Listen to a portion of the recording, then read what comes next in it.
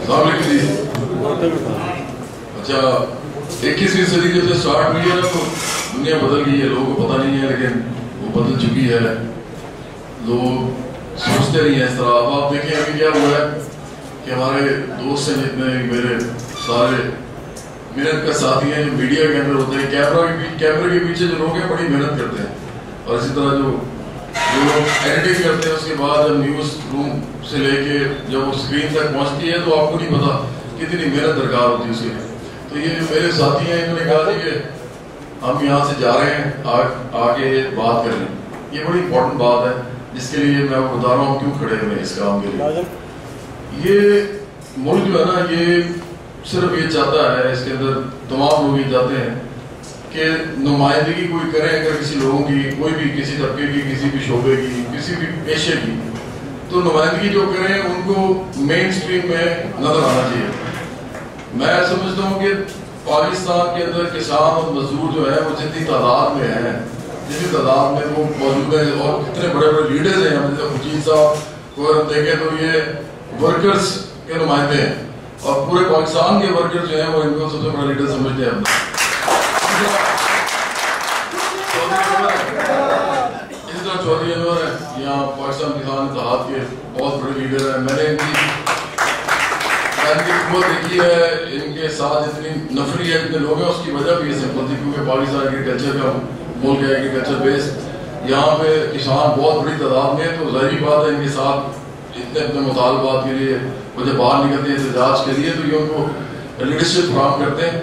لیکن میں آپ کو بتاؤں کہ ہم اس کام میں کیوں آئے ہیں.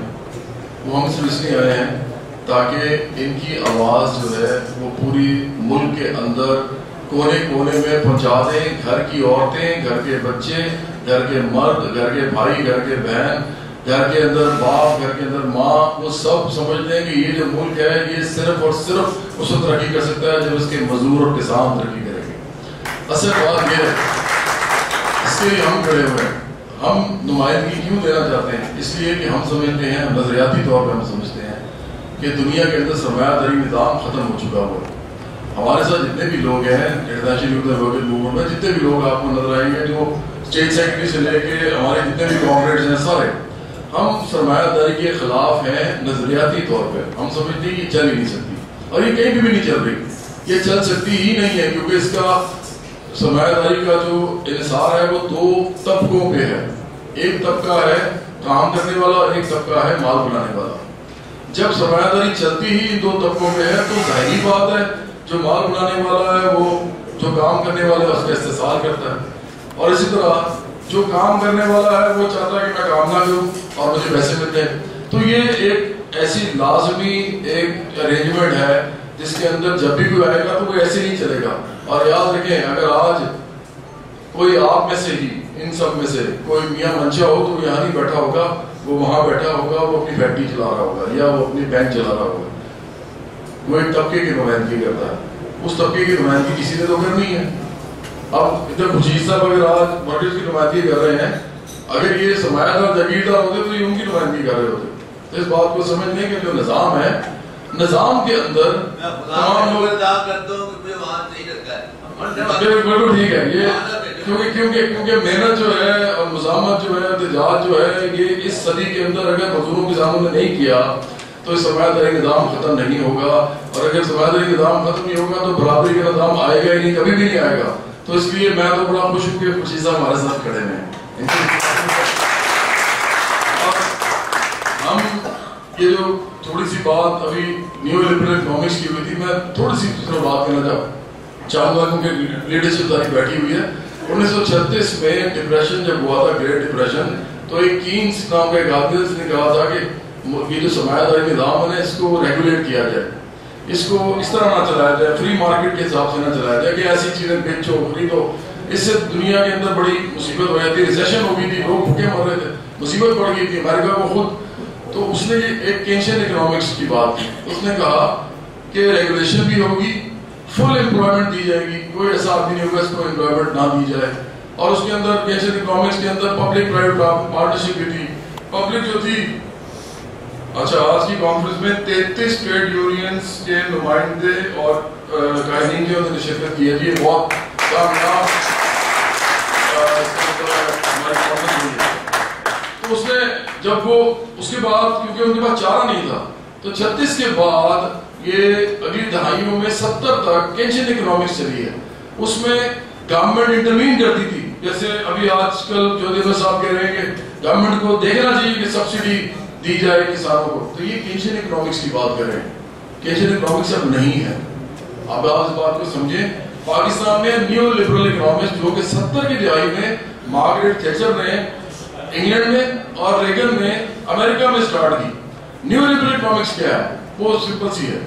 وہ یہ ہے کہ سب سے پہلے تو آپ پرائیویٹائزیشن کریں اور فری مارکیٹ کرتے ہیں. فری ٹریڈ ہوگی, جتنے مرضی کی چیز بیچیں, جتنے مرضی کی چیز کوئی خریدے, ہمیں کیا فرق پڑتا ہے. اس کے لازمی جو اس کا ایک حصہ ہے وہ یہ ہے کہ آپ لوگوں کو ان امپلوائے کریں, مطلب ان کو نوکری سے نکالیں. اس کے لیے انہوں نے بڑے بڑے مزدار لفظ نکالے. کبھی کہا ان امپلائمنٹ, کبھی کہا ڈاؤن سائزنگ, اور آپ کو پتا آج کل کیا لفظ نکالا ہوا, آج کہتے ہیں رائٹ سائزنگ. مطلب آپ ٹرمینالوجی دیکھیں بیوقوف بنانے کے لیے لوگوں کو. اصل مطلب کیا ہے؟ اصل مطلب یہ ہے کہ مزدور کسان بھاڑ میں جائیں. یہ جو اکنامکس ہے یہ اس طرح چلے گی کہ پرائیویٹائزیشن کی جائے گی اور سرمایہ دار اور جگیردار جہاں جگیردار ہیں ان کو تمام اقتدار, کون سا اقتدار؟ جو اکنامک اقتدار ہوتا ہے. اور دنیا میں اصل اقتدار اکنامک ہوتا ہے, یاد رکھیے. میاں منشا اس ملک کے اندر جو کچھ کر سکتا ہے آپ کو معلوم نہیں. جہانگیر ترین اس ملک کے اندر جو کچھ کرتا ہے آپ کو نہیں معلوم. وہ طریقے انصاف کا ہے. اسی طرح مقتداری صاحب کیا کرتے ہیں آپ کو نہیں پتا, نواز شریف صاحب کیا کیا کرتے ہیں آپ کو نہیں پتا. یہ سب لوگ اصل میں اس ملک کی اکانومی کو اون کرتے ہیں, اور جب بھی کسی پارٹی میں جاتے ہیں تو اپنے مفاد کے لیے جاتے ہیں اور ان پارٹیز کو فنڈ بھی کرتے ہیں. تو یہ اصل میں تو یہ کیپٹلسٹ یا جگیردار بیٹھا ہوا ہے. تو یہ جو اکنامکس ہے اس کے اندر گنجائش ہی نہیں ہے کہ یہ مزدور اور کسان کے لیے کچھ کر سکے. نیو لبرل اکنامکس جو ہے وہ ڈی ریگولیشن پہ چلتی ہے, مطلب گورنمنٹ انٹروین کم سے کم کرے. وہ مت آئے تمام معاشی رشتوں کے اندر جو کہ ورکر کا ہے اور سرمایہ دار کا ہے یا بیچنے والے اور خریدنے والے کا ہے, اس کے اندر نہیں آنا چاہتی گورنمنٹ. D regulation. اسی طرح اس کے اندر پرائیویٹائزیشن میں نے آپ کو کہا ان امپلائمنٹ اس سے بہت زیادہ بڑھتی ہے, اور یہ ڈاؤن سائزنگ اس کا ایک لازمی جز ہے. تو ہم نیو لبرل اکنامک کی جو پالیسیز ہیں اس کے ساتھ مل کے اس کو مان کے اگر ہم سمجھتے ہیں کہ اس کے اندر ریفارمز کریں گے تو یہ پاسبل نہیں ہے. جناب آپ محنت کشوں کے نمائندے ہیں سارے, آپ کو یہ پتہ ہونا چاہیے آخر کار آپ کو بھی اسی جنگ میں شامل ہونا پڑے گا جو جنگ سرمایہ داری کی ہے. سرمایہ داری کی جنگ میں شامل ہونا پڑے گا, اس کو ختم کرنا پڑے گا. آپ جب اپنے مطالبات جب منوائیں گے تو کچھ عرصے کے لیے وہ مانے جائیں گے, تھوڑے عرصے بعد پھر سے سٹارٹ کر دیا جائے گا. انٹرنیشنل یونین ورکر موومنٹ نے یہ جو آج ہم نے کانفرنس کی ہے, ہم سب یہ چاہتے تھے کہ بڑے بڑے قائدین جو ہیں وہ اکٹھے ہو سکیں, ٹریڈ یونینز کے تمام نمائندے, پاکستان کے مزدوروں کسانوں کے نمائندے آ سکیں اور وہ یہاں پہ محنت کشوں کے حقوق اور ان کے مطالبات کی بات کر سکیں اور وہ سب آپس میں بھی جڑ جائیں. اگر آج خورشید صاحب اور جودھیور صاحب اور بھی جتنے ہمارے اتنے بڑے بڑے جو قائدین ہیں ٹریڈ یونینز کے, اگر وہ ہماری اس کاوش کی وجہ سے جڑ جاتے ہیں تو ہمارا خیال میں ہماری کانفرنس جو ہے وہ کامیاب ہے اور محنت کشوں کے لیے ایک بڑا پلیٹ فارم بنے گا جنگ کا اور لڑائی کا, جس میں ہم انٹرنیشنل یونین ورکر موومنٹ اور میں خود جو کہ صرف اس آواز کو پورے پاکستان تک پہنچانا چاہتا ہے, ہم اس لڑائی میں کے ساتھ کھڑے ہوں. بڑی مہربانی.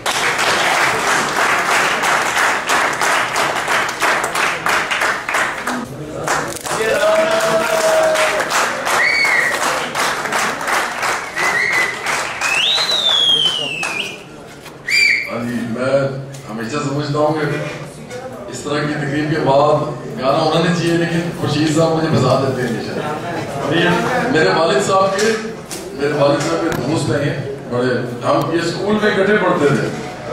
میرے والد صاحب پروفیسر ہیں, گورنمنٹ کو لاہور میں پڑھایا انہوں نے. میری والدہ بھی پروفیسر تھی, لاہور کالج آف ویمن میں وہ پڑھاتی تھی. تو خورشید صاحب کے اس زمانے سے تعلقات ہیں جب ان کو خود نہیں معلوم تھا کہ وہ کیا بنیں گے بڑے ہو کے, اور ان کو بھی معلوم نہیں تھا. ان کے بارے میں بتاتے ہیں کہ یہ بہت بڑے مزدور لیڈر ہیں. والد صاحب کو ان کے بارے میں صرف یہ پتا, جب بھی ملاقات ہوتی ہے اسی حوالے سے ہوتی ہے.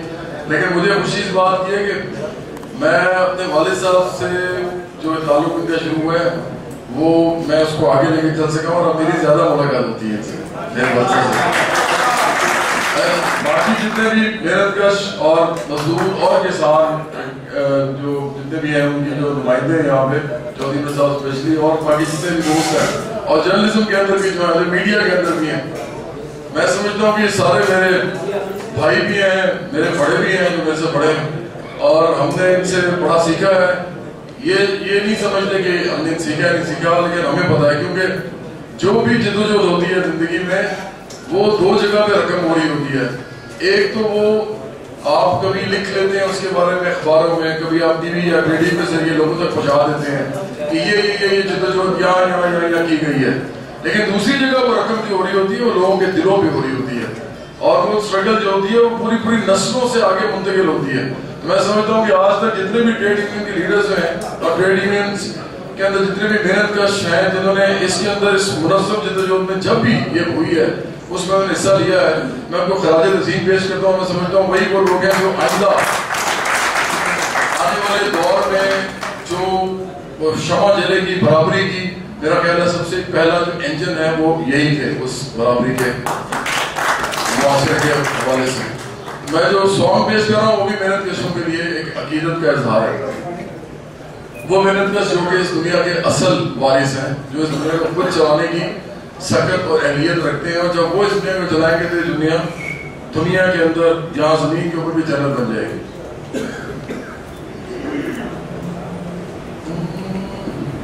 آباد ہو تیری زندگانی، اٹھ اے غریب نوا، کیا ہے جو تو نے دل میں ٹھانی، اب ہوں گے غلام سب آزاد، آؤ ہم غلامی اپنی چھوڑیں، ہوں آزاد اور رہا، بدلے یہ ساری دنیا بدلے جس میں زور و ظلم و جفا، یہ جنگ ہماری ہے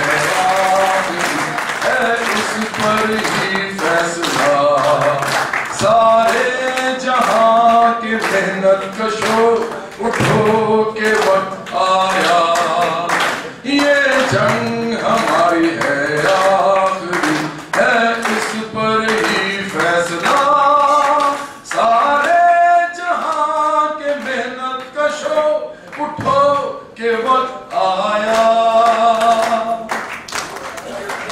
ہم ہی ہے ثقافت ہم قدریں، ہم جو ہے نا وہ محنت کش کہہ رہے ہیں، ہم ہی ہے ثقافت ہم قدریں، ہم تہذیبوں کے نشان، انسانی عظمت علم و ہنر اور فن کے پاسبان، ہم محنت کش ہم ہیں مزدور کسان، ہم ہی سے جنمی یہ دنیا، ہم ہی سے ہے جہاں، یہ جنگ ہماری ہے آخری ہے اس پر ہی فیصلہ، سارے جہاں کے محنت کشو اٹھو کے وقت آیا، یہ جنگ ہماری ہے آخری ہے اس پر ہی فیصلہ، سارے جہاں کے محنت کشو اٹھو کے وقت آیا، زنجیر جبر کی توڑ کے عزت سے جیئیں گے ہم، آج جو کچھ ہوا ہے کانفرنس میں یہ اس کے بعد کا سٹینزا ہے، یہ جو ہم بول رہے ہیں ہم چاہتے ہیں کہ کل سے جو جدوجہد سٹارٹ ہوگی یہ اس کے اندر ایک مشعل راہ بنے، ہم زنجیر جبر کی توڑ کے عزت سے جیئیں گے ہم، اب قائم ہوگی برابری کوئی مالک نہ آقا، سب شہروں قصبوں گاؤں سے اب نکلے ہم جانباز، سر اٹھا کے اور سینہ تان کے کہو مل کے بلند آواز، یہ جنگ ہماری ہے آخری ہے اس پر ہی فیصلہ، سارے جہاں کے محنت کشو اٹھو